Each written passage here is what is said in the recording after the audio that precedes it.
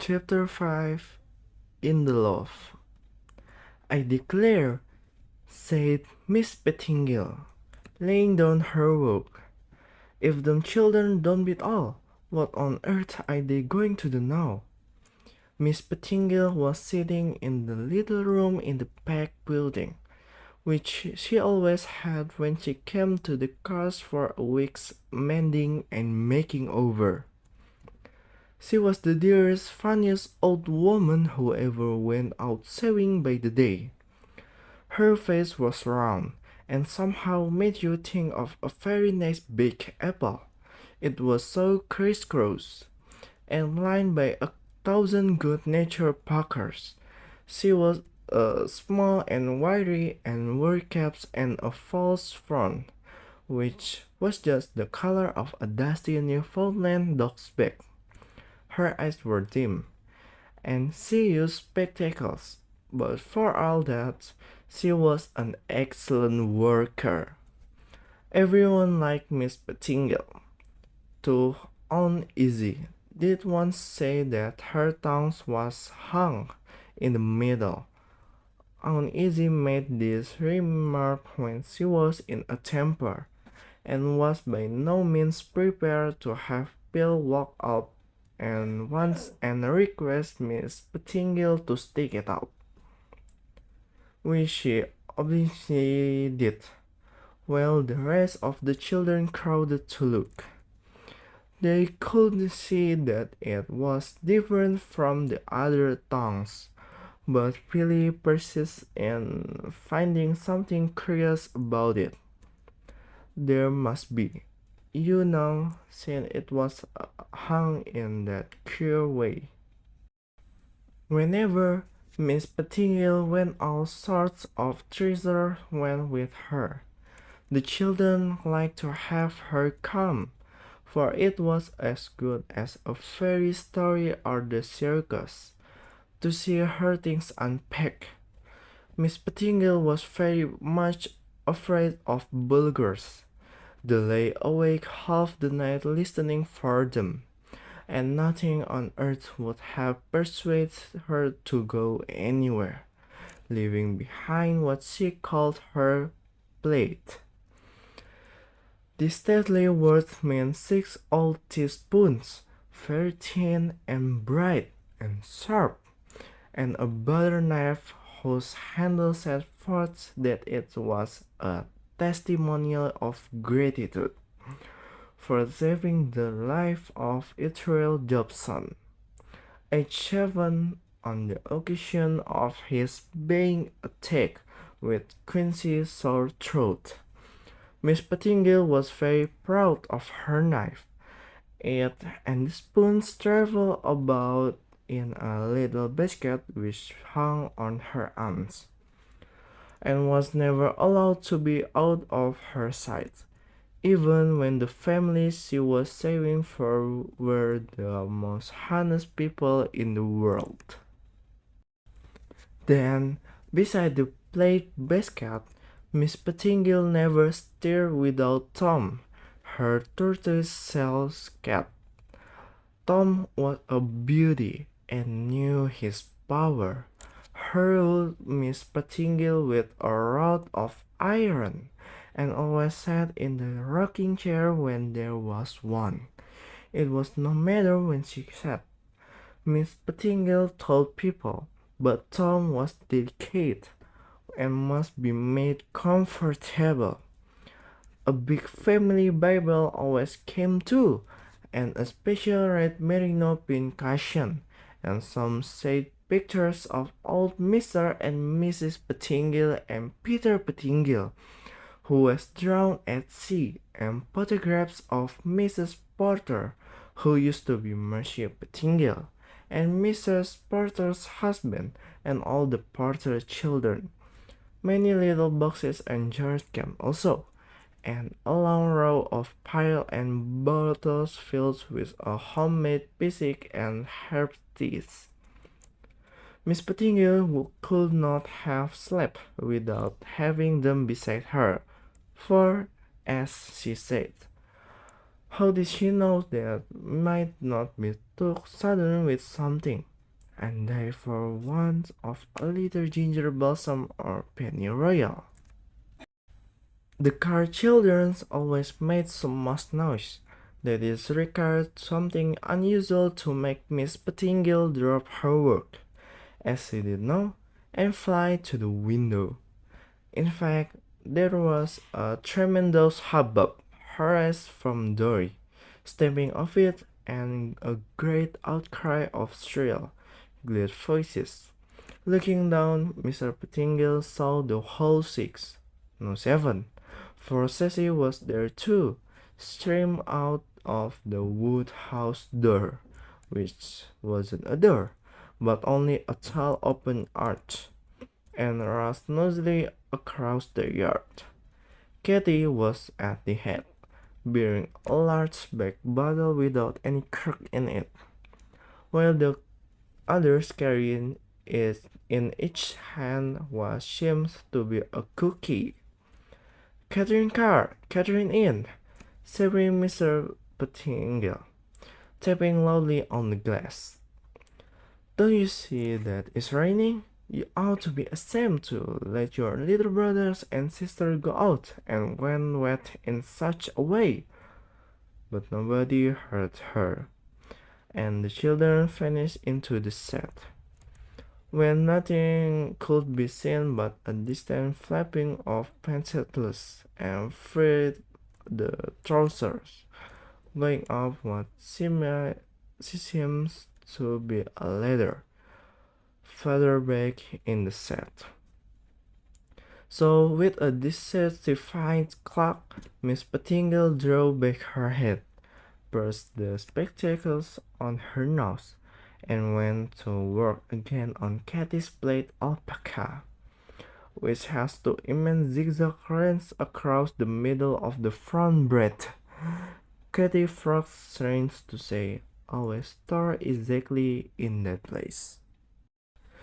If Miss Pettingill's eyes could have reached a little farther, they would have seen that it wasn't a ladder up which the children were climbing, but a tall wooden post, with spikes driven into it about a foot apart. It required a quiet stride to get from one spike to the other. In fact, the little ones couldn't have managed at all had it not been for Clover and Cecy pushing very hard from below, while Katy, making a long arm, clawed from above. At last they were all safely up, and in the delightful retreat which I am about to describe.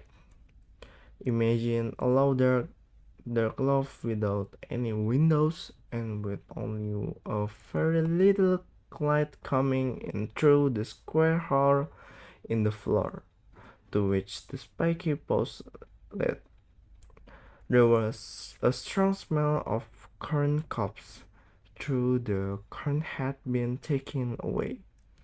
A great deal of dust and spider web in the corner, and some wet spots on the boards, for the roof always leaked in a little rainy weather. This was the place, which for some reason I have never been able to find out. The Carr children preferred to any others on rainy Saturdays when they could not play outdoors. Aunt Izzy was as much puzzled at this fancy as I am. When she was young, she had never had any of these queer notions about getting off into holes and corner and pokeway places. Aunt Izzy would gladly have forbidden them to go to the loft, but Dr. Carr had given his permission, so all she could do was to invent the stories about children who had broken their bones in various dreadful ways by climbing posts and ladder. But the stories made no impressions on any of the children, except Little Belle, and the self-willed brute kept on their way, and climbed their speak posts as often as they liked. "What's in the bottle?" demanded Dory. The mute hair was fairly length in the loaf. "Don't be greedy," replied Katy, severely. "You will know when the time comes. It is something delicious, I can assure you." "Now," she went on, having to squint Dory, "all of you had better give me your cookies to put away. If you don't, they will be sure to be eaten up before the feast. And then you know there would have been anything to make a feast of." So all of them hand over their cookies. Dory, who had begun his as he came up the ladder, was a little unwell, but he was too much in the habit of minding Katy to dare to disobey. The big bottle was set in a corner, and a stack of cookies built up around it. "That's right," proceeded Katy, who, as oldest and biggest, always took the lead in their place. "Now, if we're fixed and ready to begin, the fete can commence. The opening exercise will be a tragedy of the Alhambra by Miss Hall." "No!" cried Clover. "First, the Blue Wizard or Editwa of the Hebrides. You know, Katy." "Didn't I tell you?" said Katy.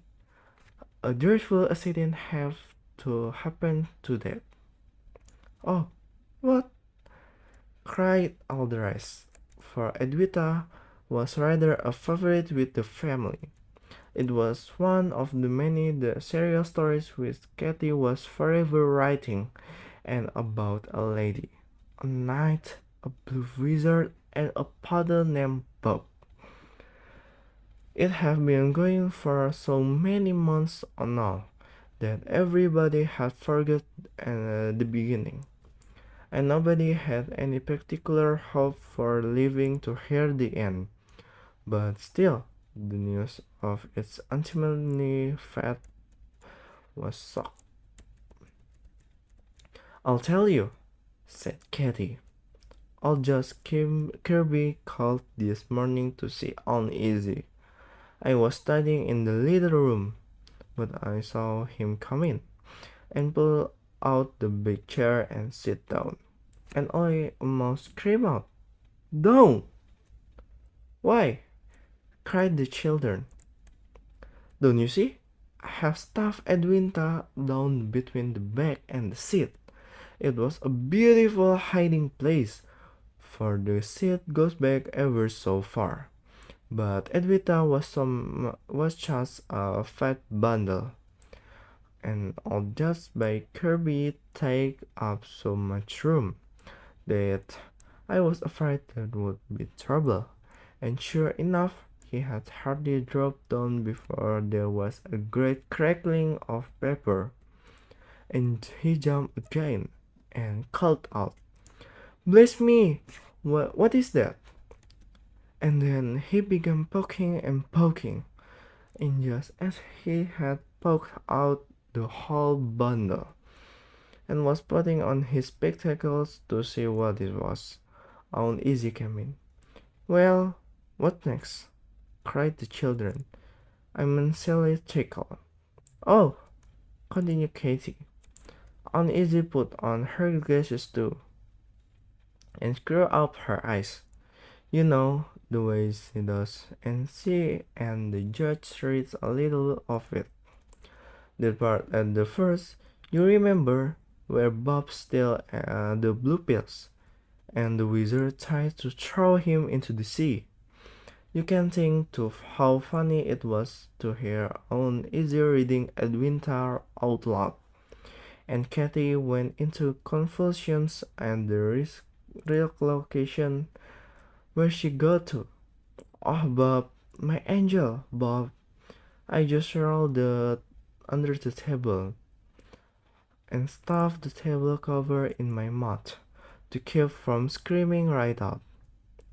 By and by I heard her call Debbie and give her the paper and say, "Here's a mess of trash which I wish you to put at once into the kitchen fire." And she told me afterwards that she thought I would be in an insane asylum before I was 20. It was too bad. And Katy, half laughing and half crying, to burn up the new chapter and all, but there's one good thing. She didn't fall. The fairy of the dry goods box that was stuffed farther back in the seat. And now, continue the masters of ceremonies. We will begin. Miss Hall will praise rise. Miss Hall, most further at her fine name, got up with very red cheeks. "I was once upon a time," she read. "Monly lay on the halls of the Alhambra and the night, striding impatiently down the passage, thought she would never come." "Who? The moon?" asked Clover. "No, of course not," replied Cecy. "A lady he was in love with. The next verse is going to tell about her, only you interrupt. She wore a turban of silver, with a jewel crescent. As she stole down the corridors, the beam struck it, and it glitters like a star. So, you are come, Zuleika?" "Yes, my lord." Just then a sound as of steel smote opened the air, and Zuleika's father rose in. He drew his words. So did the other. A moment more, and they both lay dead in stiff in the beams of the moon. Zuleika gave a loud shriek and threw herself upon their bodies. She was dead, too. And so ends the tragedy of the Alhambra. "That's lovely," said Katy, drawing a long breath. "Only very sad. What beautiful story you can write, Cecy. But I wish you wouldn't always kill the people. Why couldn't the knight have killed the father? And no, I suppose Zuleika wouldn't have married with them." "Well, the father might have. Oh, bother! Why must anybody be killed? Anyhow, why not have them fall on each other's neck and make up?" "Why, Katy?" cried Cecy. "It would have been a tragedy then. You know, the name was a tragedy of Alhambra." "Oh, well," said Katy, hardly, for Cecy's lips were beginning to pout, and her fair pinkish face to redden, as if she were about to cry. "Perhaps it was prettier to have them all day. Only you ladies and gentlemen always do die. And I thought for change, you know. What a lovely word was that. Corregidor. What does that mean?" "I don't know," replied Cecy, quite consult. "It was in the conquest of Grenada. Something to walk over, I believe." "The next," went on Katy, consulting her paper, "is, yep, a simple poem by Oliver Carr." And the children jingled, but Clover got up composedly and recited the following verses. Did you ever know Yep, the best little dog who ever sat on a lap or barked at a fork? His eyes were like beads, his tail like a mop, and it wagged as if it would never stop. His hair was like silk of the glossiest skin. He always ate milk and once the cold cream of the nursery burrow. That line is too long. It made him quietly ill. So ended my song. For Happy, he died just 2 months ago, and we ought to sing at funeral, you know. The poem met with the immense applause.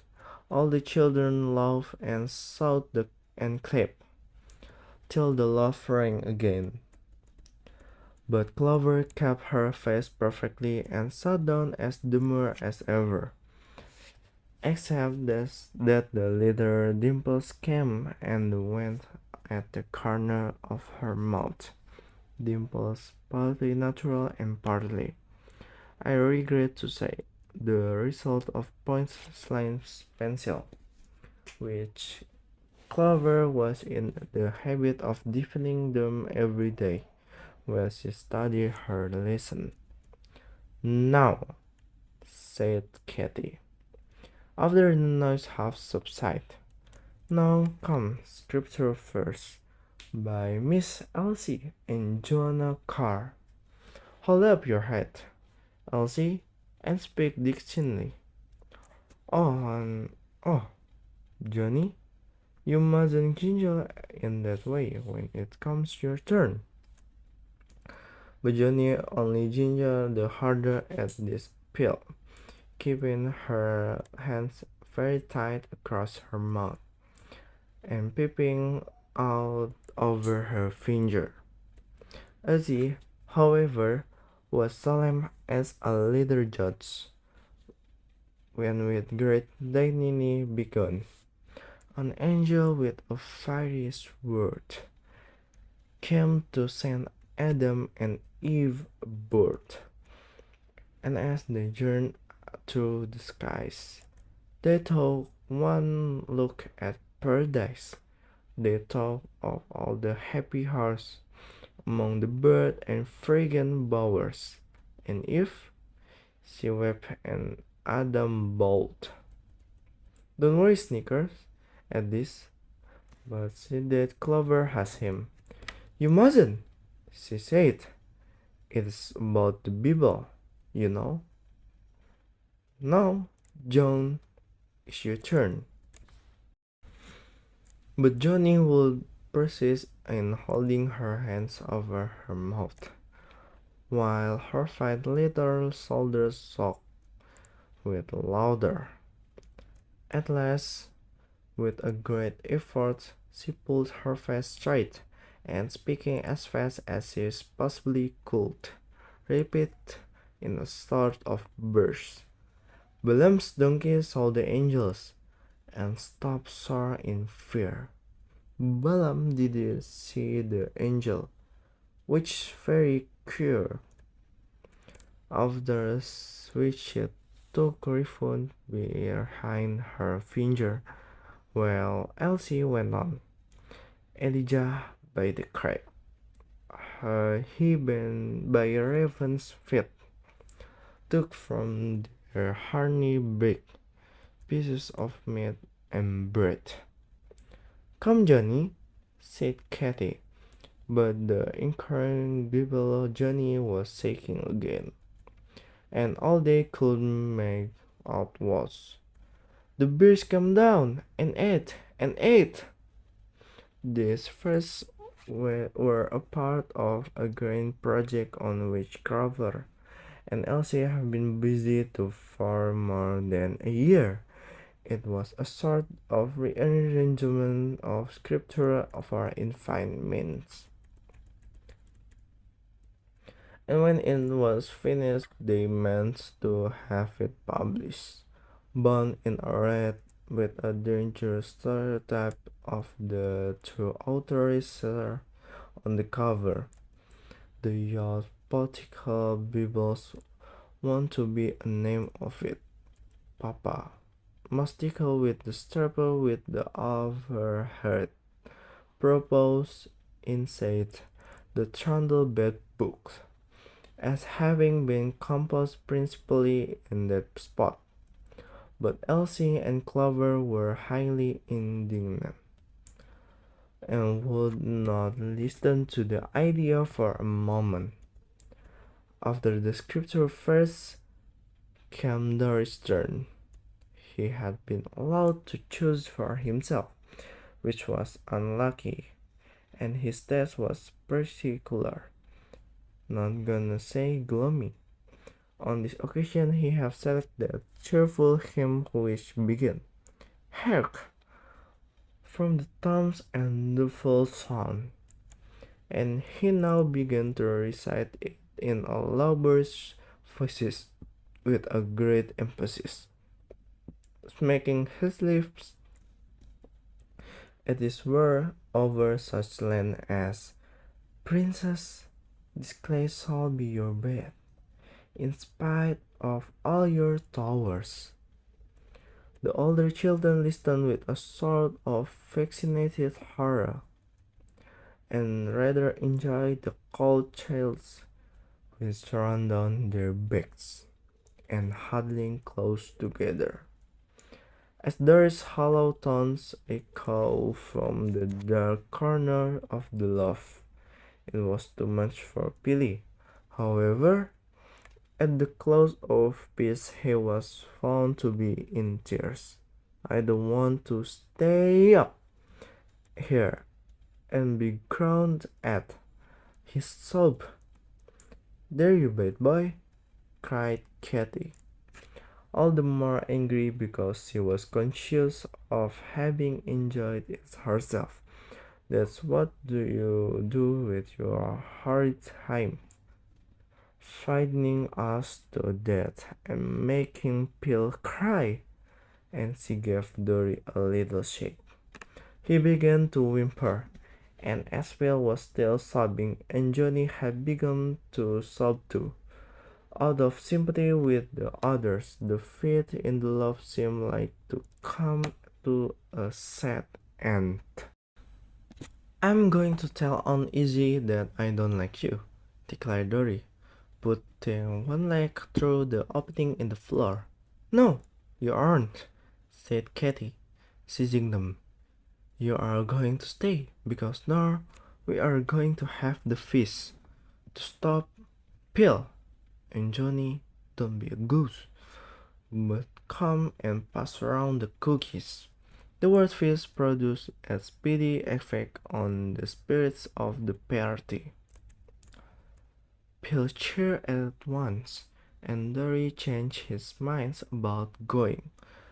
The black bottle was solemnly set in the midst, and the cookies were handed about the Johnny, who was now all smiles. The cookies had scallops, eggs, and caraway seeds inside, and were very nice. There were two apiece, and as the last was finished, Katy pulled her hand in her pocket, and, amid great applause, produced the crowning of addition to the repast, 7 long brown sticks of cinnamon. "Isn't it fun?" she said. "Debbie was a real good natured today, and let me put my own hand into the box, so I picked out the longest stick there are.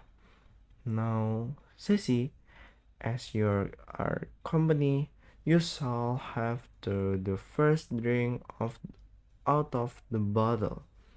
The something delicious proved to be weak vinegar and water.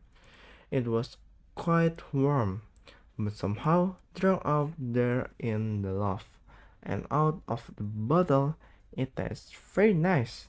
Besides, they didn't call it a vinegar and water.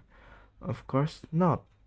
Each child gave his or her swallow and a different name, as if the bottle were like Senior Blitz and could pour out a dozen things at once. Clover called her share raspberry syrup, Dory Krishna his ginger pop, while Ceci, who was romantic, took her 3 sips under the name of Hydromel, which she explained was something nice made she believe of beeswax. The last dope gone, and the last bit of cinnamon crunch, the company came to order again, for the purpose of hearing Billy repeat his one piece. Little drops of water, which exciting poem he had said every Saturday as far back as they could remember.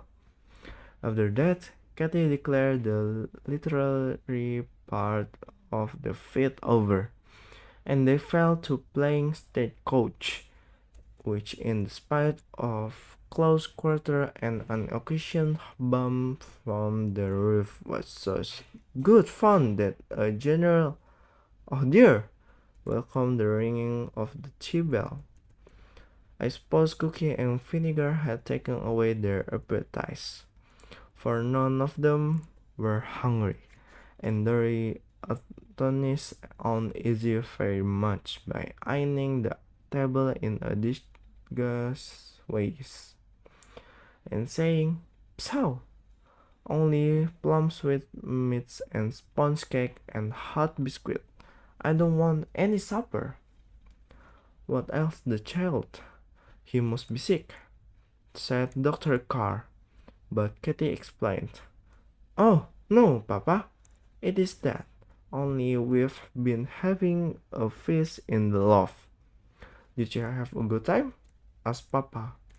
Well, Aunt Izzy have a dissatisfied groan, and all the children answered at once, "Splendiferous!"